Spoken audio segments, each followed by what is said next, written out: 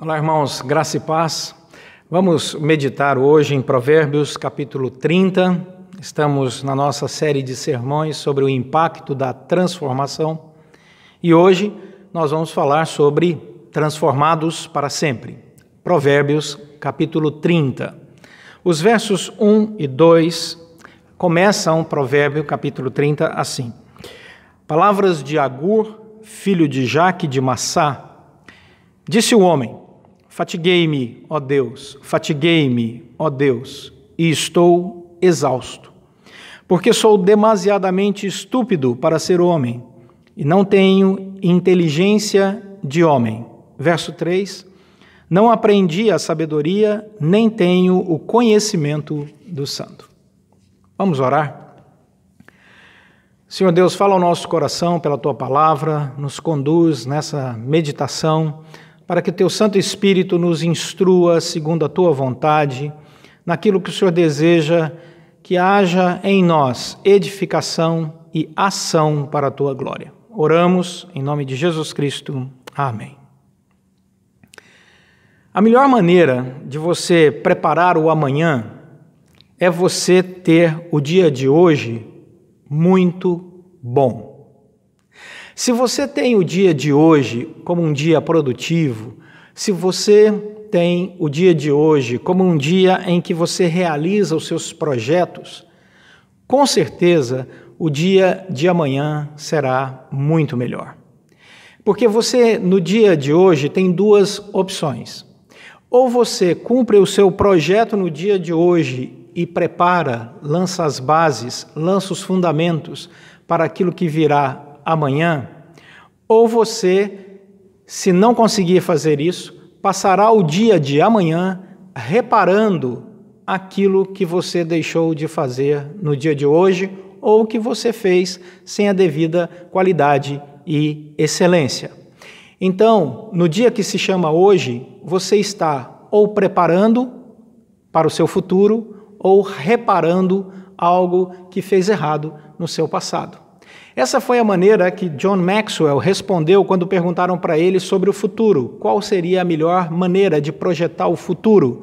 E ele respondeu exatamente isso. Ele disse que nós devemos focar no dia de hoje, porque hoje é o dia que realmente importa para alguém que está pensando no futuro. Porque nós precisamos aproveitar esse tempo para fazer este preparo, construir o caminho para celebrar no amanhã o que foi bem feito no dia de hoje.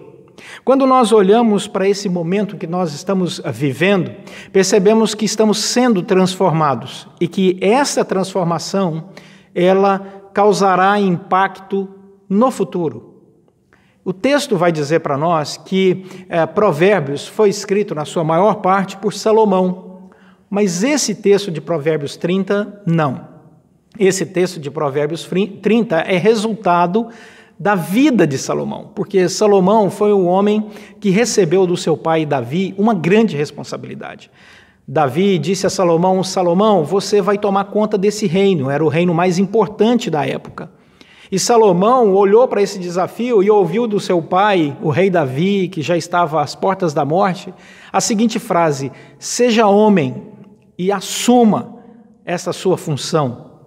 Ora, a sensação que bateu no coração de Salomão foi de incapacidade. E o que Salomão fez? Aquilo que é o ideal de se fazer. Ele buscou ao Senhor e ele pediu ao Senhor sabedoria para governar. E ele, de fato, recebeu. Reis, rainhas, homens e mulheres, todos iam até Salomão para beber dessa sabedoria. Uma das pessoas sábias que foi buscar em Salomão este conhecimento, este caminho, esse discernimento, foi Agur.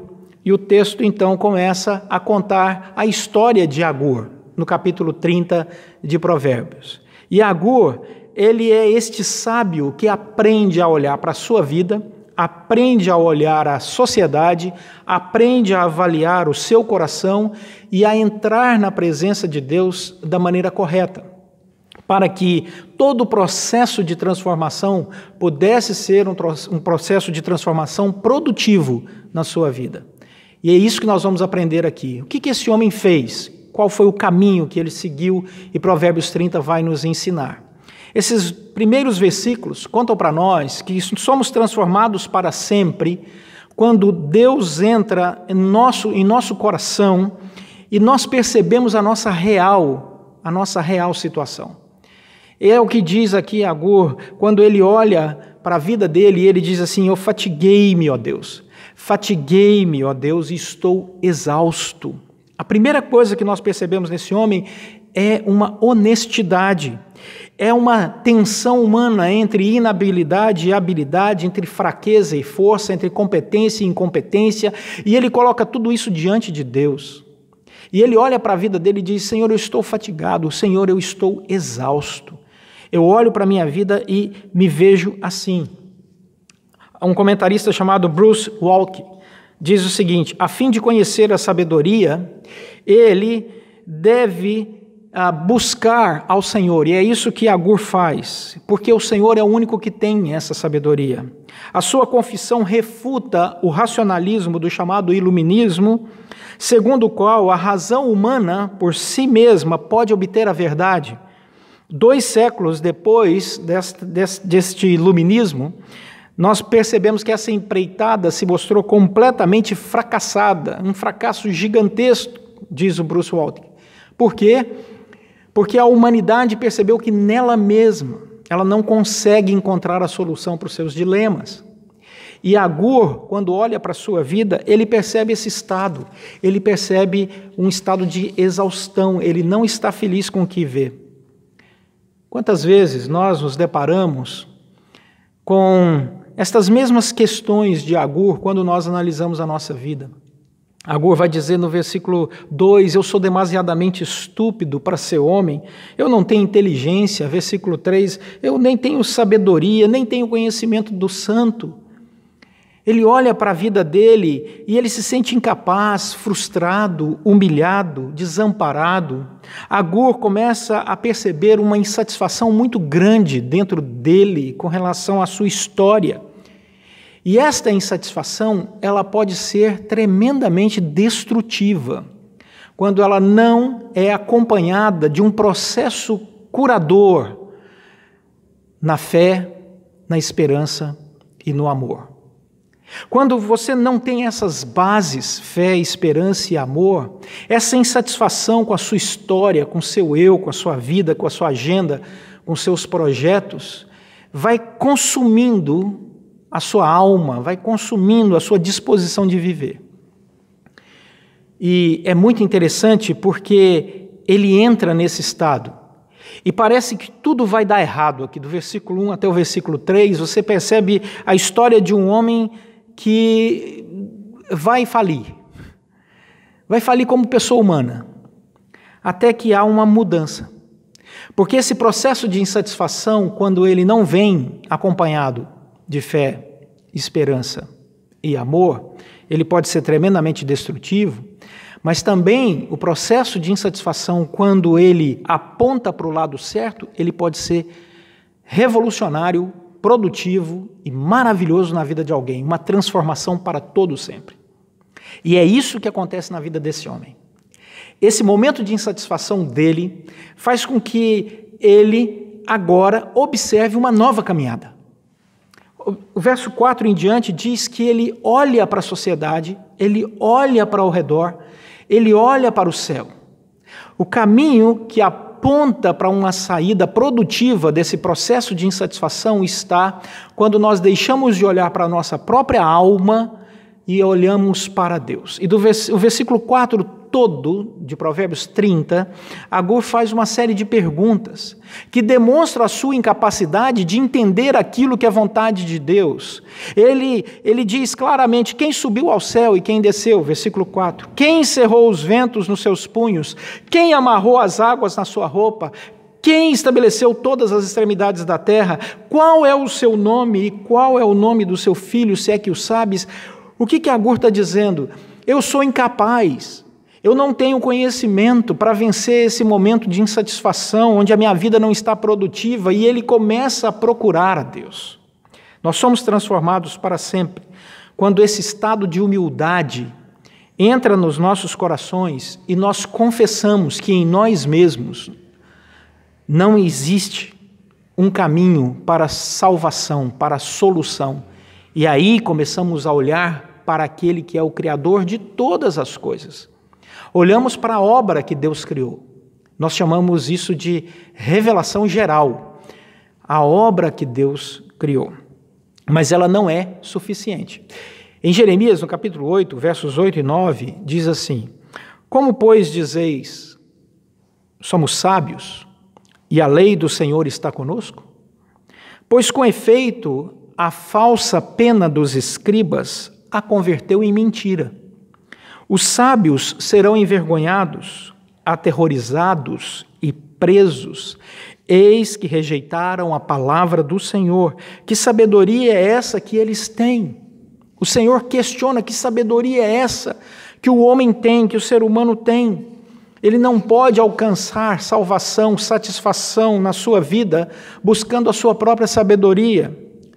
Lytton observa que nos livros sapienciais clássicos nós encontramos esse tema na advertência acerca do homem confiar no seu próprio entendimento.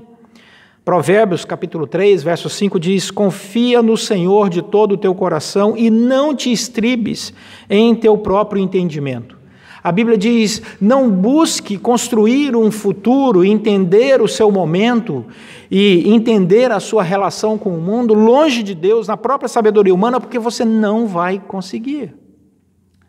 Agur não avalia a sua inadequação intelectual com rapidez. Ele vai passo a passo, ele analisa passo a passo.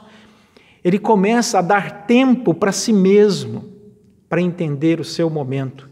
E ele se encontra completamente inadequado para perceber toda essa ação de Deus na vida dele. Paulo teve a mesma experiência. Em 1 Timóteo, capítulo 1, verso 15, Paulo diz assim: Cristo veio ao mundo para salvar os pecadores, dos quais eu sou o principal. Agur vai dizer: eu sou um homem demasiadamente estúpido para ser homem. Eu não tenho inteligência, eu não tenho sabedoria, eu não tenho conhecimento, eu estou fatigado, estou exausto. Paulo diz: eu sou o maior dos pecadores.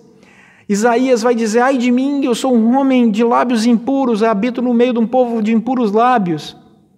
Quanto mais próxima uma pessoa está de Deus, mais ele sente que totalmente depende de Deus. Que ele, em todas as áreas da sua vida, precisa do Senhor. Que ele sozinho não vai encontrar saída. E por isso, esse momento de insatisfação de Agur é um novo nascimento, é um momento revolucionário positivo na vida dele.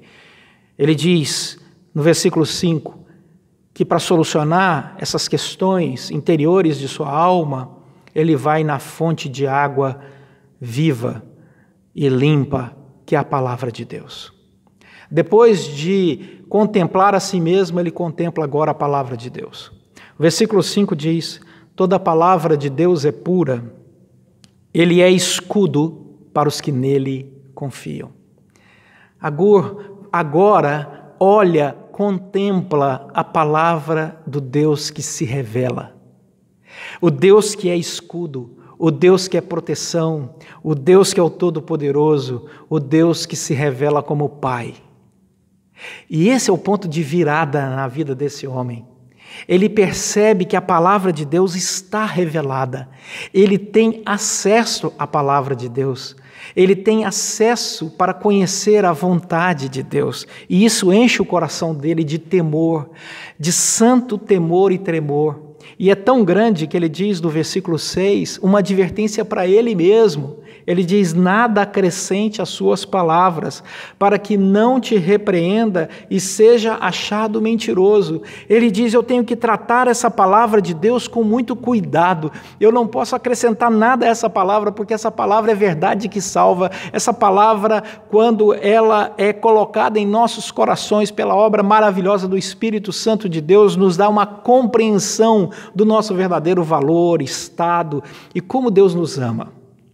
Nós sabemos, pela palavra, que Deus nos amou a tal ponto de enviar o seu único filho para morrer por nós naquela cruz e ressuscitar ao terceiro dia. E nós sabemos pela palavra que todo aquele que nele crê e confessa Jesus como seu Senhor e Salvador será salvo. Apocalipse, no capítulo 22, o finalzinho da Bíblia, os versos 18 e 19, repetem esta mesma advertência. Lá no final da Escritura Sagrada, diz assim: eu, a todo aquele que ouve as palavras da profecia deste livro, testifico. Se alguém lhes fizer qualquer acréscimo, Deus lhe acrescentará os flagelos escritos neste livro. E se alguém tirar qualquer coisa das palavras do livro dessa profecia, Deus tirará a sua parte da árvore da vida da cidade santa e das coisas que se acham escritas nesse livro. Apocalipse vem confirmar as palavras de Agur. Devemos nos aproximar dessa revelação especial de Deus, a palavra do Senhor, com este santo temor e tremor. Não é a revelação geral, a natureza, que vai nos revelar Deus de maneira salvadora. A revelação geral revela que existe o Deus Criador, mas só a revelação especial revela ao nosso coração, pela obra do Espírito Santo, que esse Deus Criador nos ama e tem projeto para as nossas vidas. Esta é a frase de Herman Bavinck, quando escreve a sua teologia sistemática. Ele diz: quando nós olhamos para essa revelação especial, definitivamente ela é necessária para a nossa salvação. Para este propósito, ou seja, a salvação, a revelação geral é inadequada. Romanos capítulo 10, verso 17 diz: a fé vem pela pregação e a pregação pela palavra de Cristo. Mateus capítulo 22, verso 29, Jesus falou: errais, não conhecendo a Escritura, nem o poder de Deus. Agur, então, chega na presença do Senhor, versos 5 e 6, e ele diz que tudo começa a mudar na sua perspectiva de vida a partir do momento em que ele olha para a palavra do Senhor. Versículo 7 a versículo 9, nós somos transformados para sempre quando pedimos com sabedoria e equilíbrio aquilo que desejamos na presença do Senhor. Do versículo 7 ao versículo 9, Agur diz o seguinte: duas coisas te peço, e não mas negue antes que eu morra. Afasta de mim a falsidade e a mentira, e não me dê nem a pobreza, nem a riqueza.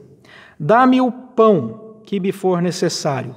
Aí ele explica, dá razão, versículo 9, para não suceder que, estando eu farto, te negue e diga: quem é o Senhor? Ou que, empobrecido, venha a furtar e profane o nome de Deus. Olha o que ele pede duas coisas, e ele é muito equilibrado no pedido dele. A primeira coisa que ele pede é: Senhor, eu quero um equilíbrio financeiro. Senhor, eu não quero ser uma pessoa tão rica que eu possa me esquecer do Senhor. A base desse equilíbrio financeiro está no pedido de que ele não quer viver na falsidade e na mentira. Porque quando você vive na falsidade e na mentira, você deposita a sua fé, a sua esperança, seu amor naquilo que o dinheiro pode produzir, naquilo que o mundo pode te dar.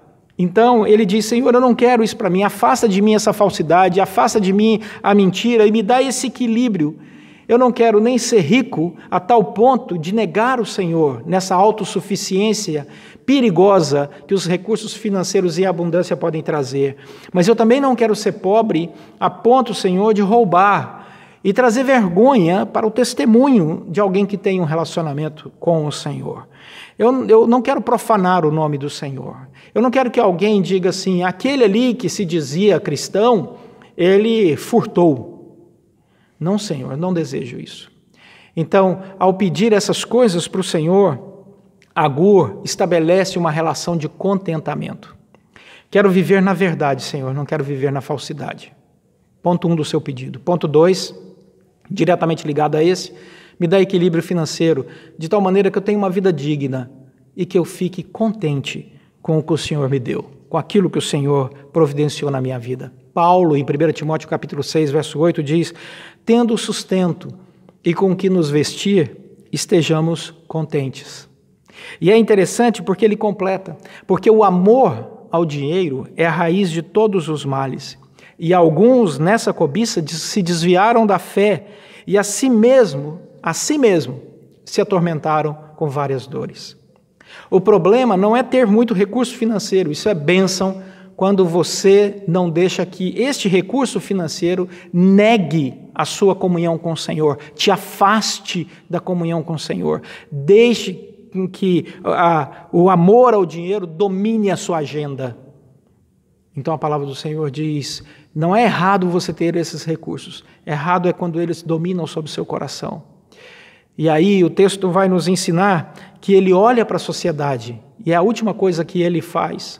E ao olhar para a sociedade, esse homem impactado com a palavra, com o temor da palavra, e que tem uma agenda agora de contentamento e de verdade na sua oração, na sua petição a Deus, ele olha para a sociedade, versos 11, 12, 13 e 14, e ele monta uma linha de raciocínio que é assim, há daqueles, depois ele repete, há daqueles, versículo 12, versículo 13, há daqueles, versículo 14, há daqueles. Ele olha para a sociedade e diz, no versículo 11, há daqueles que amaldiçoam seu pai e não bendizem a sua mãe. Ele diz, eu olho para a sociedade e vejo que na sociedade existem pessoas que amaldiçoam, não bendizem, até mesmo pessoas mais íntimas como pai e mãe. Ele olha para a sociedade, versículo 12, e vê pessoas impuras que se acham puros aos seus próprios olhos. Ele diz, mas não é possível esse grau de hipocrisia. Ele olha o versículo 13 e ele diz, existe na sociedade pessoas que são altivas com seus olhos e andam com as suas pálpebras levantadas. Ele diz, não é possível pessoas orgulhosas no meio dessa sociedade. Uma sociedade que não consegue ter o domínio que Deus tem, que deveria se curvar diante do Senhor, como é que aquela sociedade pode ser orgulhosa? Que não consegue resolver seus próprios problemas sem a ajuda de Deus. Versículo 14, existem aqueles que são pessoas tão más que afligem aos aflitos. Ele diz, que sociedade é essa? Não é essa sociedade que vai determinar a minha agenda, não é essa sociedade que vai determinar para mim valores. Como diz a palavra de Deus, maldito é o homem que confia no homem. E Agur olhou para a palavra de Deus e ele descansou o seu coração, porque ele percebeu Deus trazendo cura, restauração, renovo e alegria de viver. Nossa transformação, ela só é para sempre, porque ela é fruto da graça de Deus em nós. Essa transformação só é para sempre, porque Deus nos resgatou de nós mesmos, do império do pecado, de uma agenda e de um coração sem nenhum temor ao Senhor. Deus foi lá e nos resgatou, nos pegou. E o que Deus usou para esse resgate? Deus usou a palavra dele. Deus usa a palavra dele. Deus ainda fala aos nossos corações todas as vezes que nós abrimos essa palavra, todas as vezes que nós oramos, todas as vezes que nós nos debruçamos com humildade, pedindo a Ele equilíbrio, pedindo a Ele santidade, pedindo a Ele renovo. Tá bom, aí vem a palavra que não quer calar, né? Tá bom, pastor, mas o que é que eu aprendo aqui em casa? Hoje você acordou ou para preparar ou para reparar.